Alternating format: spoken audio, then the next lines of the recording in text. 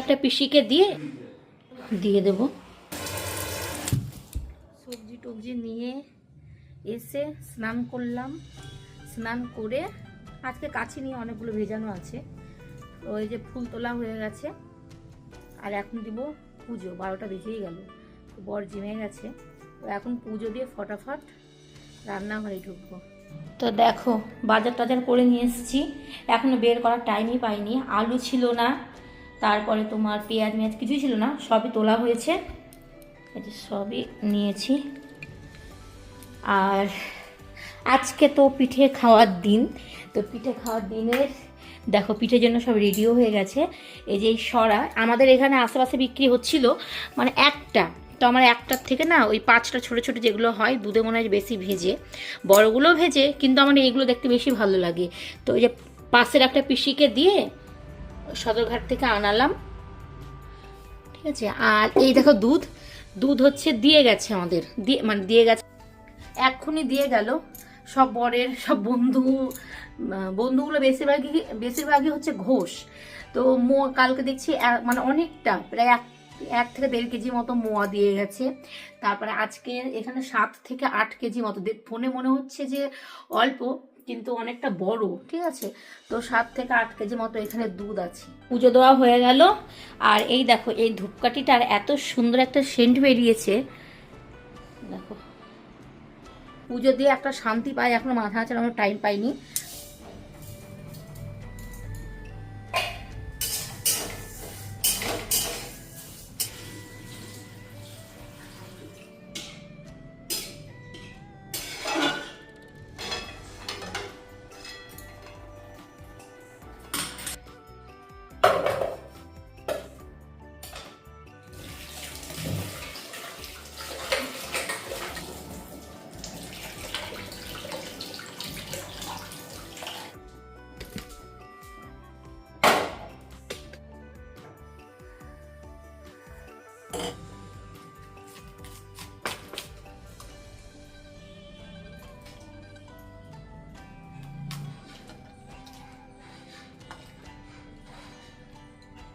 দেখো এইদিকে আমার খিচুড়িটা মোটামুটি হয়েই এসছে।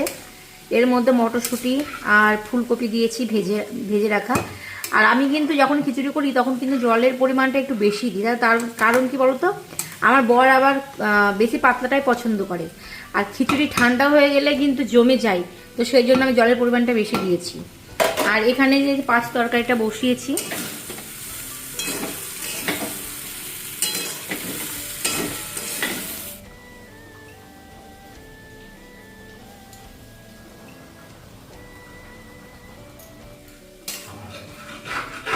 হয়ে গেছে।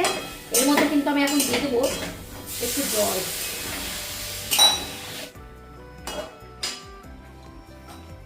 তো খিচুড়ির মধ্যে এই যে একটা সিক্রেট মশলা, এটা হচ্ছে ধনে জিরে শুকনো লঙ্কা, শুকনো খোলায় ভেজে আমি গুঁড়িয়ে রেখে দিয়েছি।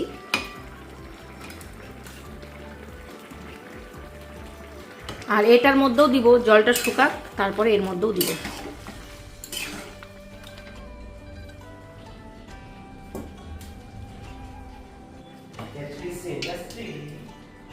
সেন বেরোচ্ছে, কঠিন খিচুড়ি বানিয়েছে। ফোন করছিলাম যে ঘি দিব নাকি, হ্যাঁ আমি তো নামিয়ে নিলাম, এখন দেওয়া যাবে এখনো।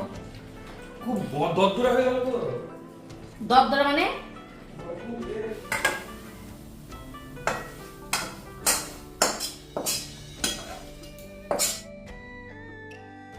তো খিচুড়ি তার সাথে একটু আলুর দম না হলে হয়, তাই না। মশলা কষিয়ে তারপর দিয়ে দিলাম ভেজে রাখা আলুগুলো। এর মধ্যে গরম মশলা, ধনে পাতা, ভাজা মশলা সব দেওয়া হয়ে গেছে। আলুর দমটা হয়ে গেছে।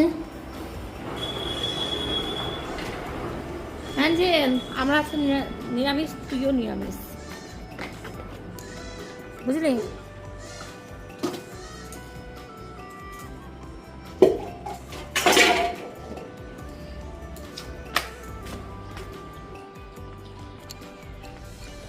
ফুলটা দেখো কালারটা কি সুন্দর লাগছে না, পিঙ্ক।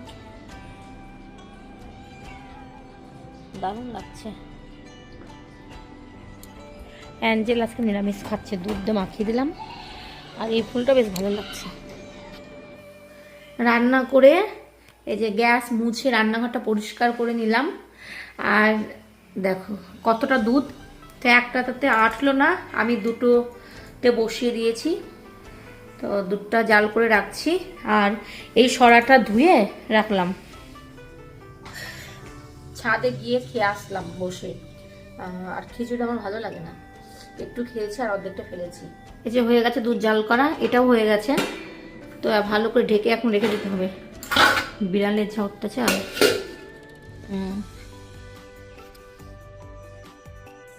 কেন পৌষ সংক্রান্তির দিনে তো হয়। এই যে সাহাপাড়া দেখো কালকে নিয়ে গিয়েছে। ও ওই ভিতর পাড়া। হ্যাঁ, আজকের দিনে আবার ধূপ না দিলে একটু কেমন লাগে।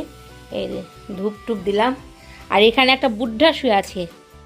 বুদ্ধা দেখি নিচে শুয়ে আছে। এই যে উপরে খাট ফাঁকা আর বুদ্ধা এখানে শুয়ে আছে।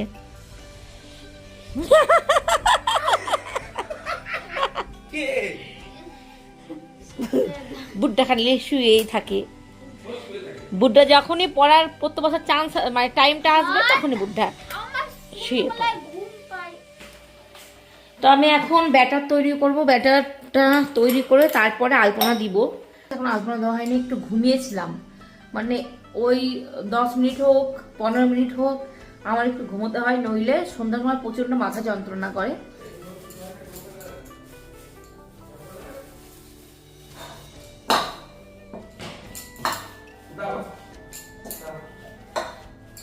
ওই দেখো